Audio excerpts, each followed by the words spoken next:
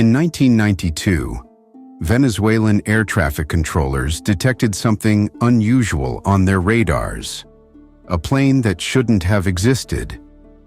At first, they assumed it was just another routine flight, but as they checked their systems, confusion turned to shock. The aircraft was identified as a Douglas DC-4, an outdated model that had been out of commercial use for decades. Even more unsettling was its identification.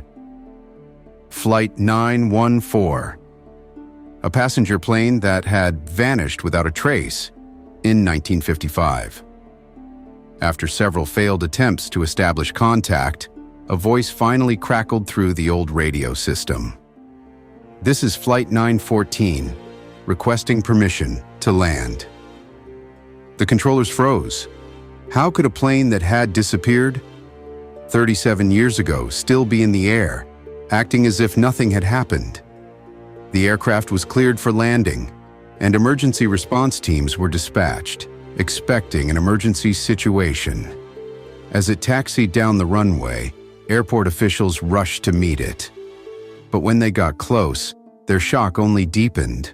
The plane looked untouched by time. It bore no signs of rust or damage. Airline's old logo, long since retired, was still freshly painted on the fuselage. Then the doors opened. The 57 passengers and crew members stepped out, looking confused and disoriented. They were dressed in whites, 1950s clothing, carrying newspapers dated July 2nd, 1955. Some clutched their luggage as if they had only been in the air for a few hours. One of the officials, still trying to process what was happening, cautiously approached the pilot. He was gripping his flight logs, looking around in disbelief. "Where are we?" he asked. "This isn't Miami International Airport." When he was told that he had landed in 1992, the crew and passengers fell into shock. Some demanded to know what kind of joke this was. Others broke down in confusion, their minds struggling to comprehend what had happened. The passengers were immediately taken in for questioning, while forensic teams examined the plane. Every detail matched perfectly, with the missing aircraft, the serial numbers, the flight records, everything. For days, authorities investigated the case in secret, trying to piece together what had happened. The most disturbing part? The passengers had not aged a single day. But just when the mystery seemed too bizarre to be true, a chilling discovery changed everything. After cross-checking multiple aviation databases, authorities realized that another Douglas DC-4 had been scheduled to fly over the region that same day. This one was an old aircraft owned by a private collector, meticulously restored to its original 1955 appearance.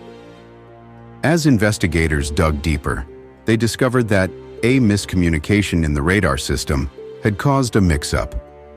The Venezuelan controllers had mistaken this vintage aircraft for the long-lost Flight 914.